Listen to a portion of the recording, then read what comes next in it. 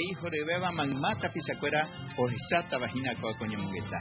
Un cordial saludo a todos los que van a estar observando esta entrevista y estamos cumpliendo 15 años de difusión de este programa que abarca el idioma, la cultura y la música guaraní. Un programa que comenzamos un 8 de marzo, un programa que me ha abierto las puertas al mundo del trabajo cultural, porque, bueno, como representante del programa, de la radio, de la ciudad, de la provincia e incluso del país, me ha llevado a escenarios importantes con conferencias, con charlas, talleres, cursos relacionados al idioma y la cultura guaraní, que es especialmente el área donde yo estoy preparado. Felices, esperamos reunir a la gran mayoría de los amigos, seguidores, oyentes de Guaranita Barandú en un encuentro artístico que vamos a llevar adelante el 9 de marzo, un día después del cumpleaños